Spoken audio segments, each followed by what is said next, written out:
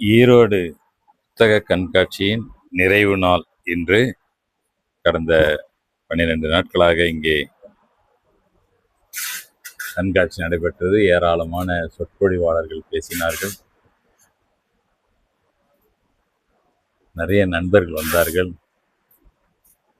இங்கே என்னுடைய ஜூனியர் வீடன் பத்திரிகை நிருபர்கள், போட்டோகிராஃபர்கள், கவிஞர் அண்ணன் பாவலர் அறிவுமதி அவர்கள் என்று பலரும் வருகை புரிந்தார்கள்.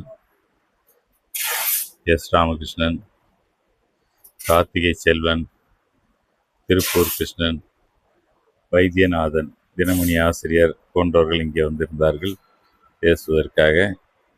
மிக சிறப்பான நிகழ்வு. இந்த கண்காட்சியிலே குறிப்பிட்டு சொல்ல வேண்டுமானால், இந்த காசி யாத்திரை நூலை தேடி வந்து வாங்கினார்கள். இது எப்படி என்று தெரியவில்லை. இது நான் ஒரு 50 புத்தகம் எடுத்துட்டு வந்தேன். இப்போ ஒரு 3-4 தான் இருக்குது. இது ரொம்ப ஆச்சரியம். இங்கே ஒரு தரமான வாசகர்கள் இருக்கிறார்கள் என்பதற்கான ஒரு அடையாளமாக இதை நான் பார்க்கிறேன். அதே போல் என்னுடைய படை வீடு நாவல் நிறைய கொண்டு வந்து, இப்போ 2 தான் இருக்கு. அதே போல் இந்த ரஷ்ய நாவல்கள் அதுவும் மிக குறைவாக தான் இருக்குது. ஒவ்வொன்றும் 50-60 புத்தகங்கள் எடுத்து வந்தேன். இது ஒரு மகிழ்ச்சியான ஒரு செய்தியாக நான் பார்க்கிறேன். நான் வெளியிட்ட இந்த சிறப்பு வெளியீடுகள், இந்த கண்காட்சிக்காக வெளியிட்ட வெளியீடுகளில் இந்த மழைக்கால ஆண்கள் மிக முக்கியமான ஒரு நூல். ஆனால் கொஞ்சம் கவனம் பெறாமல் போயிடுச்சோன்னு ஒரு எண்ணம். இது என்னன்னா, ஒரு ஐக்குவும் ஆல இருந்து ஆரம்பிக்கிறாரு, அப்புறம் ஆல போகுது, அப்புறம் அப்புறம் இப்படி ஒவ்வொன்றுத்தையும் ரசித்து பண்ணியிருக்காரு. அது ஒரு அர்த்தமாக இருக்கணும்ல.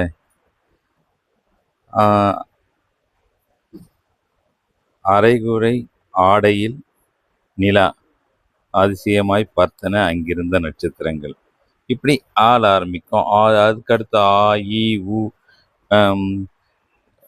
அப்புறம் உடற்பயிற்சி கூடும், உள்ளங்களை கவர்ந்தால் உடல் மெலிந்த பெண், அப்படின்லாம் அப்படியே ஒரு ஸ்டான்ஸா ஒரு 3 வரியில இந்த மழைக்காலான்கள் மிக முக்கியமான புக்கு. வியட்நாம் அழைக்கிறது என்கிற இந்த நூல் என்னுடைய நண்பர் எழிலரசு எழுதினார்.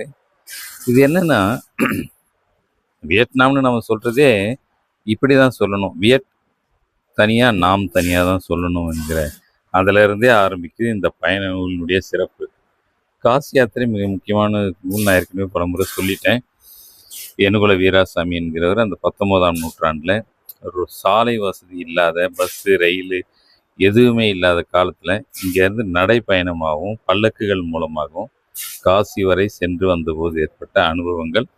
சொல்லப்போனால் இப்போது நம்ம இந்தியான்னு இப்போ பலமுறை திருமுறை சொன்னாலும், அப்படி ஒரு முழு நாடாக ஒருத்தர் ஆட்சியில் இல்லாத ஒரு காலகட்டம். அதை அவர் அழகாக சொல்கிறார். ஒரு இடத்துல நவாப் ஆட்சி இருக்கும், ஒரு இடத்துல ஒரு சிற்றரசன் இருப்பான், ஒரு இடத்துல ஏதோ ஒரு ஜமீன்தார் இருப்பார். இப்படி எல்லாரையும் கடந்து சில இடங்களில் பிரிட்டிஷ்னுடைய அந்த கம்பெனி ஆட்சி நடக்கும். எல்லாத்தையும் சொல்லிட்டு போவார். இந்த 4 வரி நோட்டு மிக முக்கியமான இசை. சினிமாவை பற்றி அழகாக எழுதியிருப்பார்.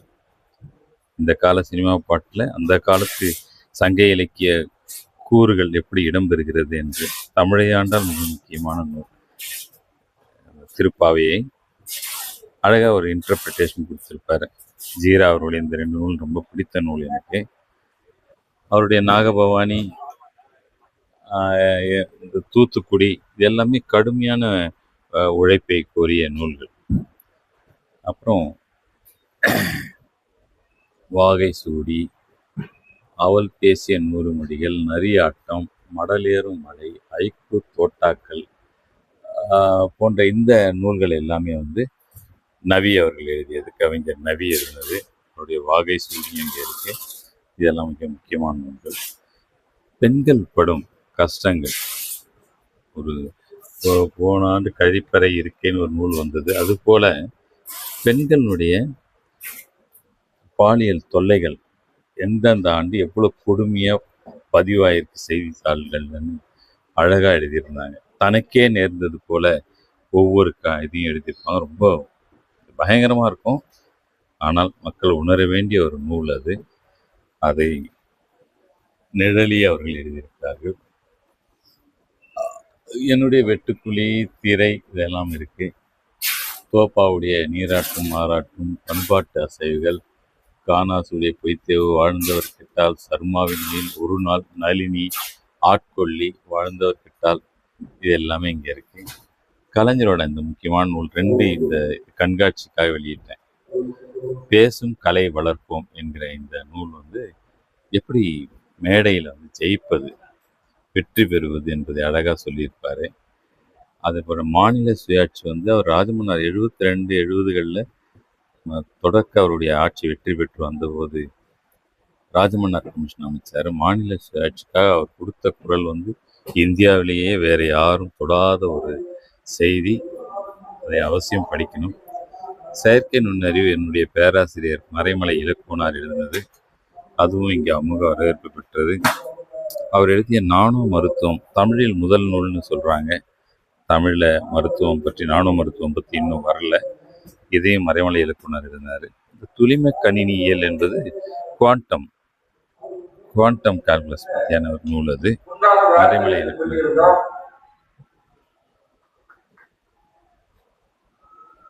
ஞாலம் இருக்கு, தந்தையரும் தனையரும், இது ரஷ்ய நூல் வரிசை. புஷ்கின், அதிகாலையின் அமைதி, போரிஸ் வசிலியவ், கார்கி கதைகள், ஆண்டன் செக்காவுடைய கதைகள், குறுநாவல்கள், அதிகாலை அமைதியில், பணசாட்சி, மேன்ஷன் வந்து இந்த முறை வந்து இங்கே கண்காட்சியில் கொண்டு வந்த எல்லா நூலுமே விற்று போச்சு. ஒன்றே ஒன்று வச்சுருக்கேன். இங்கே ஏதோ இதுக்கு கலெக்டர் ஆஃபீஸில் கேட்டிருக்காங்க, மற்றபடி எல்லாமே வித்துருச்சு. அவர் வந்து ஜெயமோகன், எழுத்தாளர் ஜெயமோகன் அவர்கள் வந்து இந்த நூலை பற்றி மிக சிறப்பாக எழுதினார். அதனால இது வந்து மிக முக்கிய வரவேற்பு பெற்றது. நிறைகுணம் கே. மகேந்திரன் ஐபிஎஸ் அவர்கள் எழுதினது.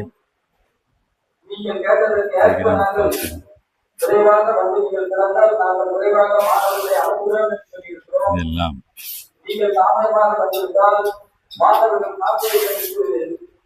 அப்பல்லோ முதல் ஆணையம் வரை ஜெயலலிதா மரணத்தில் இருக்கிற ரகசியம், அது என்ன நடந்தது அவங்களுடைய கடைசி காலகட்டத்தில் என்பதை சொல்கிறது.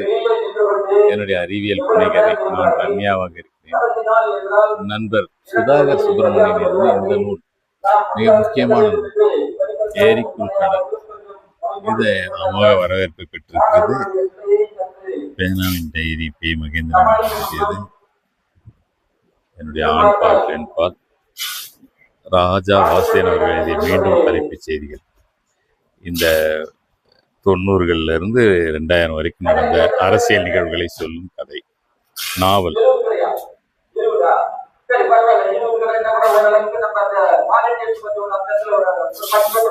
ஆபரேஷன் நோவா ஆனந்த விடல் வெளிவந்த தொடர்கதை. பச்சை புறா என்னுடைய நண்பர் கோ. நடராசன் எழுதிய சூழலியல் நூல், நீலகிரியை பற்றிய ஒரு விவரமான நூல். 8000 தலைமுறை, இது வந்து தமிழக அரசு விருது பெற்ற சிறுகதை தொகுப்பு. மானுட பண்ணை, தமிழக அரசு விருது பெற்ற நாவல். அனைவரும் வாரீர், கடைசி நாளை பயன்படுத்திக் கொள்ளுவீர். நன்றி, வணக்கம்.